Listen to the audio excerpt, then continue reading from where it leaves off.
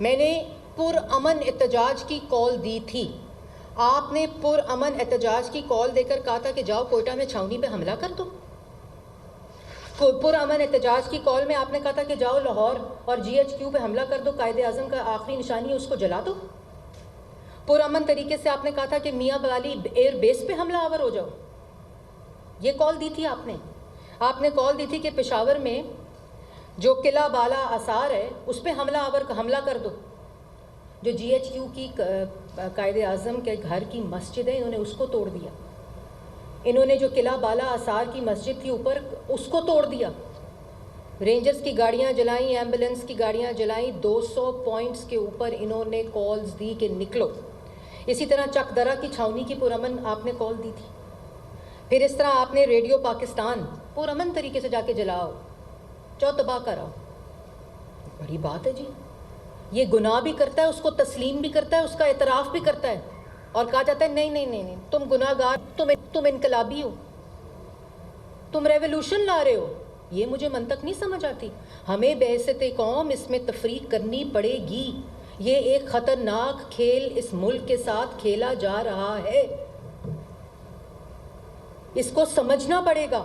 اور یہ صرف تب ہوتا ہے جب ملک ترقی کرتا ہے, جب ملک کی عوام کے حالات بہتر ہونے کی طرف جانے کا اندیشہ بڑھتا ہے. یہاں دہشت گردی کا اندیشہ بڑھ جاتا ہے جو یہ حرکتیں کرتا ہے, اور پھر اس کا اعتراف کرتا ہے.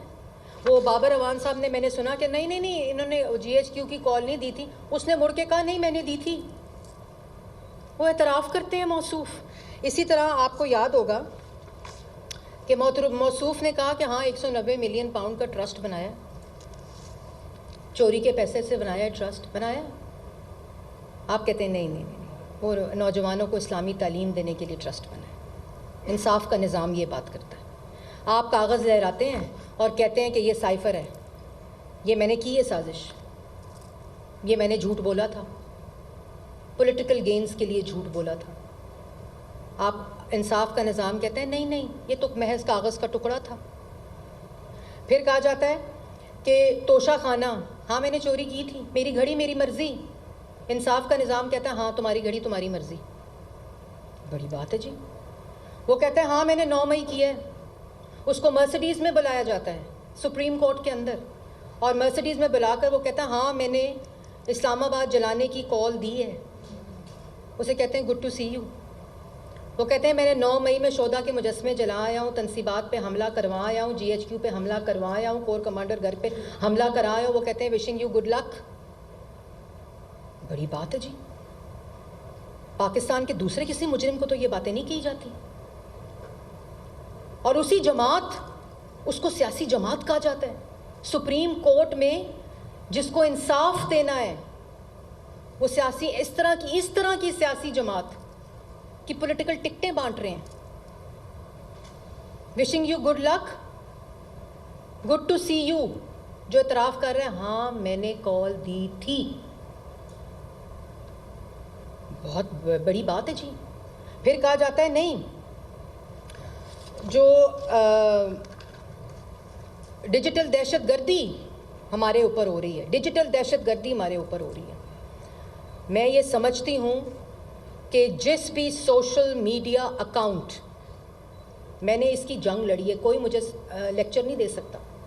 جب میں فیک نیوز کے اوپر قانون بنا رہی تھی تو میں نے صحافیوں کے ساتھ بیٹھ کر یہ قانون بنایا تھا کہ کسی کی ناجائز اس کے اوپر حق تلفی نہ ہو جائے. ایک ایک ورڈ کو ہم نے دیکھا تھا.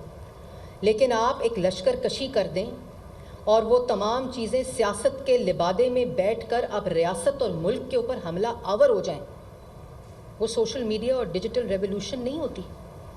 فیک نیوز سے آپ بار بیٹھا کر اپنے نمائندوں کو ملک کے اوپر حملہ آور ہو جائیں. یہ جو آپ ویڈیوز دیکھ رہے ہیں یہ پرامن احتجاج کی کالز ہیں, اور کہتے ہیں میرے ورکر نے کی تھی, یہ سب کچھ میرے ورکر نے کیا تھا. آپ نے 200 جگہوں اور ان تمام تنصیبات پہ لوگوں کو پلاٹ کیا, ان کو پوزیشن کیا, ان کو اٹیک کرنے کا آرڈر دیا, جس کا اعتراف آپ نے پرسوں کیا. یہ پرامن ہو رہا ہے. یہ پرامن گھر توڑے جا رہے ہیں ڈنڈوں کے ساتھ, گلیلوں کے ساتھ, پیٹرول بمز کے ساتھ. یہ سیاسی جماعتیں دیتی ہیں, یہ سیاسی ورکر کرتے ہیں.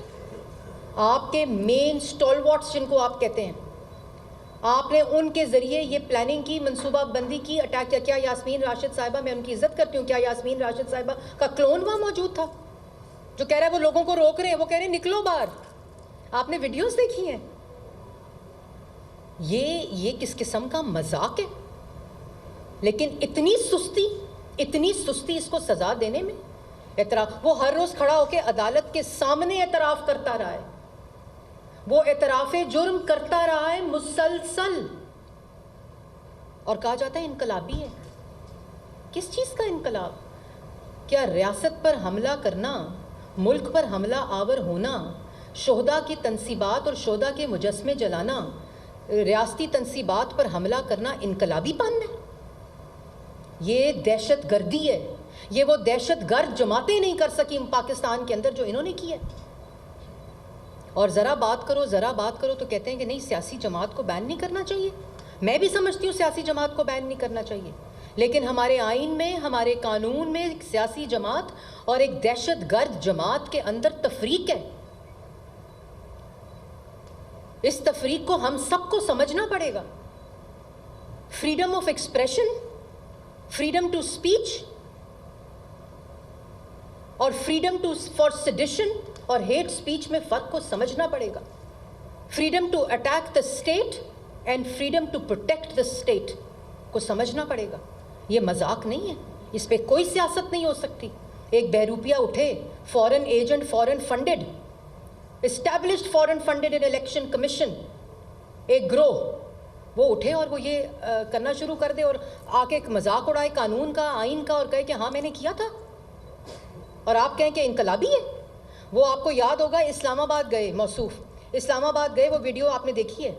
تو انہوں نے کہا کہ ہم نے, کورٹ نے آرڈر دیا کہ ہم نے ان کو جلسہ کرنے کی اجازت دی I-8 کے لان میں. یہ اپنا کنٹینر لا کے ڈی چوک کی طرف لاتے رہے.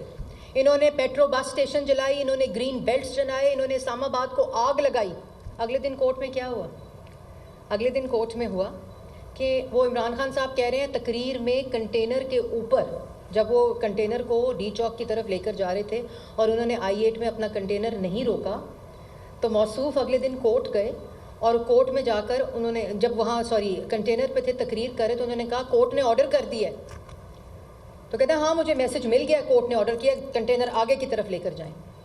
اگلے دن جب کورٹ میں گیا کیس, تو وہاں کیا کہا گیا؟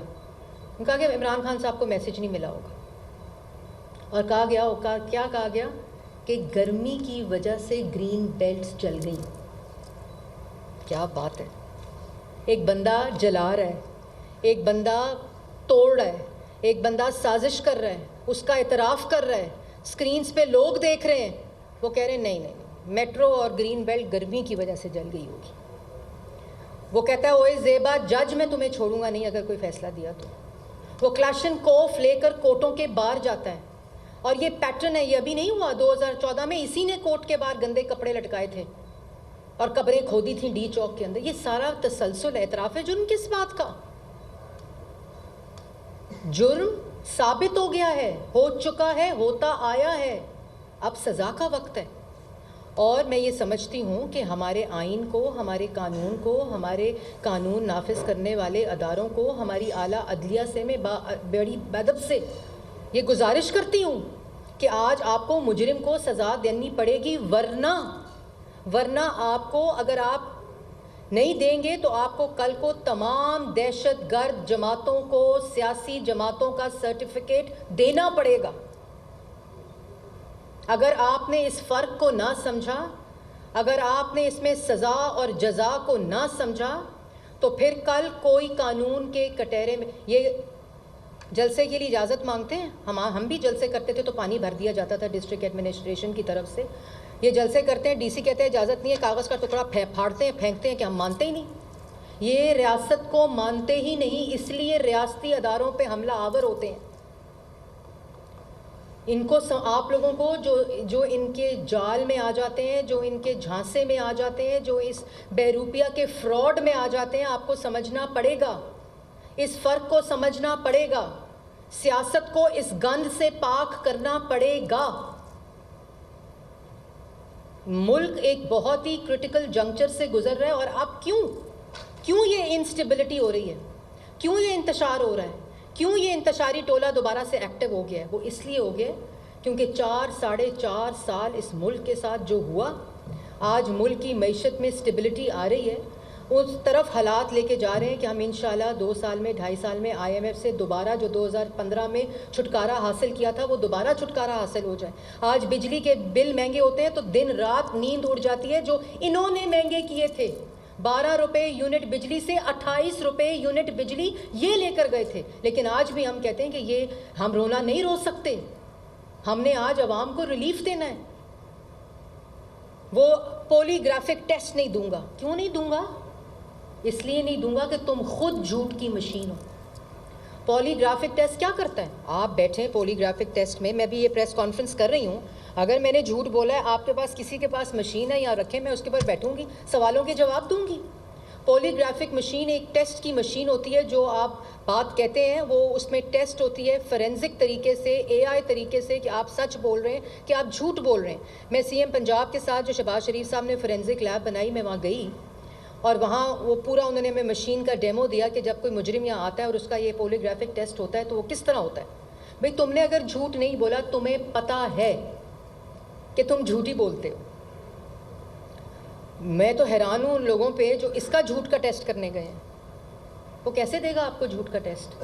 کیونکہ اس نے کام ہی صرف اگر جھوٹ کیا ہے، جھوٹ بولا ہے، جھوٹا کام، جھوٹا بیانیہ، جھوٹا نیریٹو، ہر چیز جھوٹ پہ مبنی ہے، وہ آپ کو پولی گرافک ٹیسٹ کیوں دے گا؟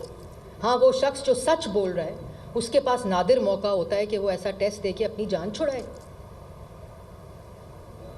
لیکن نہیں، میں نہیں دوں گا، وہ دے گا ہی نہیں، وہ دے سکتا ہی نہیں ہے، وہ ہیلپ لیس ہے، کیونکہ وہ ہیلپ لیسلی جھوٹ بولتا ہے اور سازش کرتا ہے۔ لیکن یہ تماشا بند ہونا چاہیے۔ یہ آپ کی، میری، ریاست کی، حکومت کی، جوڈیشری کی، پارلیمنٹ کی اجتماعی ذمہ داری ہے کہ اس تماشے کو، ملک کے ساتھ اس خطرناک کھلواڑ کو بند ہونا چاہیے۔ ملک کو دوبارہ سٹیبلٹی میں جانا چاہیے، اور انشاءاللہ جا رہا ہے۔ اور یہ جو انتشار پھیلا کر، یہ جو ایک غنڈہ گردی کر کر، دہشت گردی کر کر یہ جو دوبارہ سے فضا بنائی جا رہی ہے، یہ بے معنی ہے۔ میں 2 ٹوک الفاظ میں کہنا چاہتی ہوں کہ انشاءاللہ یہ 5 سال حکومت رہے گی، وزیر اعظم شہباز شریف، وزیر اعلیٰ مریم نواز شریف صاحبہ، اور وہ تمام وزرائے اعلیٰ جو ملک کی ترقی میں اپنا حصہ ڈال رہے ہیں، وہ سب ملک کو ریلیف دیں گے۔ عوام کو بھی اس فرق کو سمجھنا پڑے گا اور سمجھنا چاہیے۔ انشاءاللہ ہم دوبارہ سے 2014 اور 2018 اس سازشی ٹولے کے ہونے کے باوجود، جو ہم نے ملک کو ترقی کی طرف نواز شریف کی قیادت میں لے کر گئے تھے، انشاءاللہ دوبارہ لے کر جائیں گے۔ لیکن آخر میں یہ ضرور کہنا چاہتی ہوں کہ اس اعتراف جرم کے بعد سزا سنانی چاہیے۔ اب سستی سے، اب اس کے ڈیلینگ ٹیکٹک سے ایک لاڈلے کو، ایک مجرم کو لاڈلا، قانونی لاڈلا نہیں بنایا جا سکتا۔ وہ مجرم اعتراف جرم کر رہا ہے، قانون اور آئین کا منہ چڑھا رہا ہے، اس کو رعایت نہیں دی جا سکتی۔ اس کو سزا سنائیں، اس کو سزا سنانی چاہیے آئین اور قانون کے مطابق۔ یہ میں کوئی سیاسی سٹیٹمنٹ نہیں دے رہی کہ جس طرح یہ دیتا تھا کہ وہ چور ہے، وہ قاتل ہے، وہ ڈرگ جو رانا ثناء اللہ صاحب کے اوپر لگا، یہ تو یہ باتیں کرتا تھا۔ بعد میں جج بدلتے تھے، بریک کے درمیان جج بدلتے تھے، کوئی چیز ثابت نہیں کر سکے۔ ہم یہ نہ ہمارا یہ وتیرہ ہے، نہ ہم اس طرح کی کوئی حرکت کرتے ہیں۔ یہ ایک شخص نے، چاہے وہ جو بھی ہو، اگر وہ میں بھی ہوں، اگر میرا کوئی عمل یا میرا کوئی اعمال ایسا ثابت ہو کہ میں ریاست پر حملہ آور ہوں، ملک پر حملہ آور ہوں، تو مجھے بھی آئین اور قانون کے مطابق سزا دینی چاہیے۔